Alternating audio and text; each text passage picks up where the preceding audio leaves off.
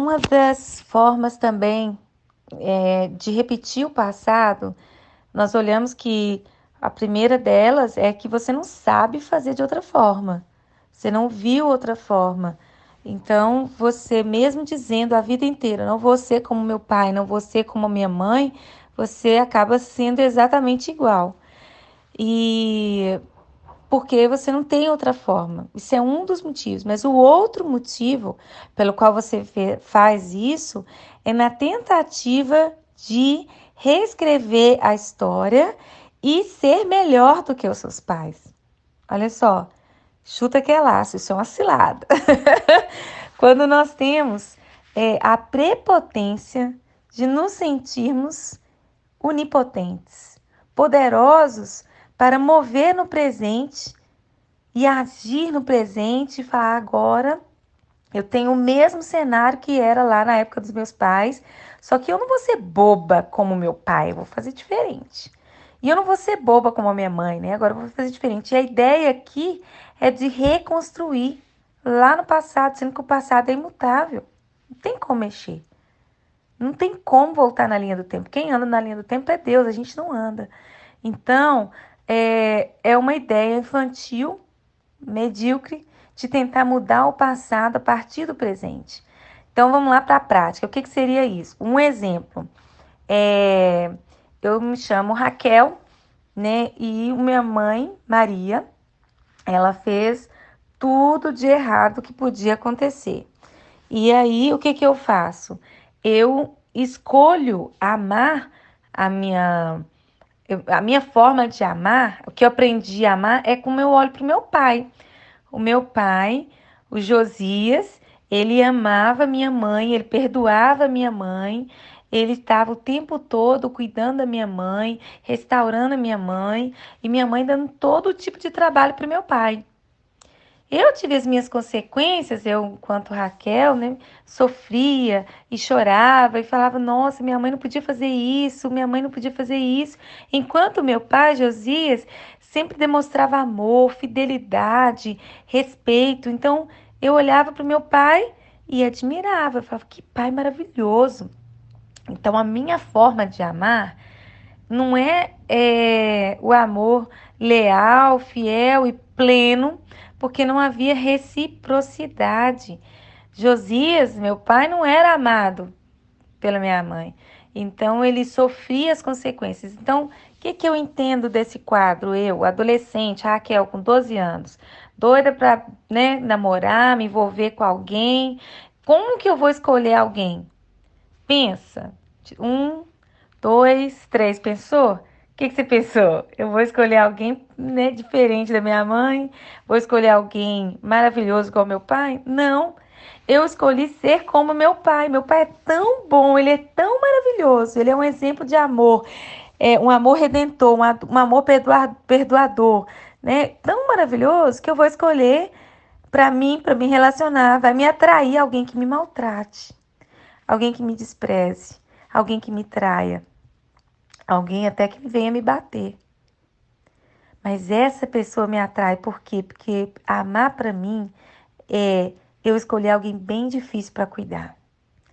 Como um legado, passado de pai para filha, eu assumo essa responsabilidade e eu começo a procurar. E eu sou atraída por pessoas que, digamos claramente, mau caráter.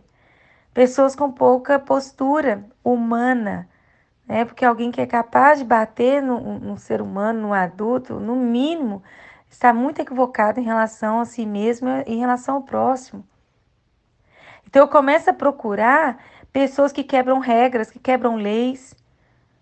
Se não usa droga, mas tem uma tendênciazinha a quebrar regras. Às vezes dentro da igreja mesmo, estou congregando, mas eu vou procurar um rapaz que quebra regras, né, das mais banais, mas me atrai ver alguém que o pastor falou, não põe chiclete debaixo do banco, ele vai pôr o chiclete debaixo do banco, entendeu? Tô falando os exemplos dos pormenores, mas aí é que tá, que às vezes a gente não entende, fala, mas eu casei na igreja, eu fiz tudo certinho e tal, mas olha como que você escolheu. Baseado em que você escolheu? Então, por que nós somos atraídos, né, e compramos esse pacotinho de problema? porque nós temos uma história não refletida, não avaliada, não reestruturada. Então, quando eu, a Raquel, né, tô aqui olhando para o meu futuro, para o meu presente, eu estou olhando, falando assim, olha, eu vou encontrar alguém como a minha mãe. Isso é inconsciente, gente. Olha o perigo. Eu vou encontrar alguém como a minha mãe para que eu possa executar esse amor maravilhoso. E olha, eu não vou falhar como meu pai. Meu pai falhava. Ele foi muito bom, mas eu vou ser melhor ainda. Que a tendência é a gente superar o líder, né? Então, isso é muito bom. Obras maiores fareis. Então, nós somos atraídos a vir e tentar mudar lá atrás, no passado. Então, isso é uma reflexão muito interessante que nós devemos fazer. E aí que a gente vem, tem uma expressão do dedo podre, né? Que só escolhe coisas ruins. E às vezes eu, Raquel, casei mal, né? Encontrei lá uma figurinha complicada que me traía, que me batia, que me abandonou, fracassei, né? Me esborrachei, quebrei a cara, não deu certo. Volto para casa do meu pai chorando, mas olha o meu pai ainda cuidando da minha mãe, e minha mãe trai o meu pai, minha mãe faz um monte de coisa, e eu falo, não, realmente eu falhei, mas não vou falhar de novo. Imagina você, eu que acabo de sair de um casamento ruim, terrível, o que que eu vou fazer? Procurar alguém tão ruim igual, porque ainda não concluí o meu propósito, que é inconsciente. Eu não tenho consciência desse propósito que está no meu coração, de ter que resolver a vida de alguém. Eu tenho que curar alguém. Porque meu pai tentou e não conseguiu. Ele é o exemplo de amor para mim.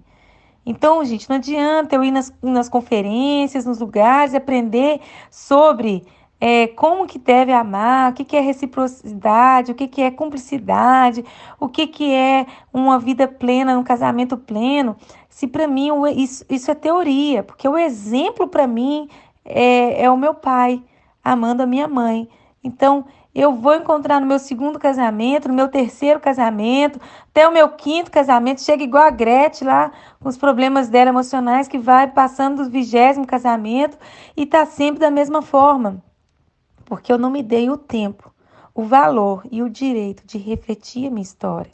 Então, quando eu realmente paro para refletir, claro que ouvir é importante, assistir uma palestra é importante, mas se ela não me gerar reflexão, passou. Então, quando eu paro, que nós estamos tendo essa oportunidade de parar e refletir, aí eu tenho a oportunidade de fazer diferente. Então, quando eu entendo, quando Deus, que é a verdade, vem e me revela o que que eu tô fazendo, aí parou. Posso estar no quinto casamento, no terceiro, ou posso também nem ter começado nenhum casamento, mas chegou esse dia da reflexão, peraí, opa, não vou fazer isso. Isso aqui foi decisão do meu pai, sabe-se lá porque ele escolheu minha mãe. E isso é decisão dele, agora é minha vez de escolher. E agora você começa a projetar, o que que eu quero no marido? Ah, eu quero que seja íntegro, eu quero que ele seja um homem honesto, um homem pleno, eu quero que ele seja uma pessoa que não desiste fácil, eu quero que ele seja humilde. E assim, alguns traços, né, vão sendo atrativos a você que são totalmente diferentes, porque a cura já chegou. Você já entendeu onde você estava indo e fez uma conversão.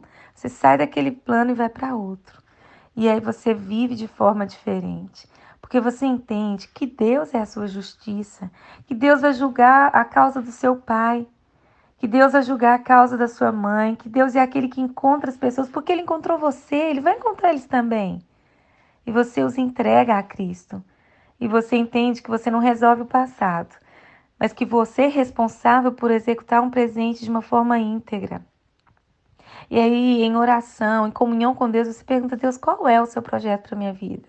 O que o Senhor realmente tem para mim? Então você passa a andar de acordo com esse projeto, de acordo com essa plenitude, e você começa a escrever a sua história.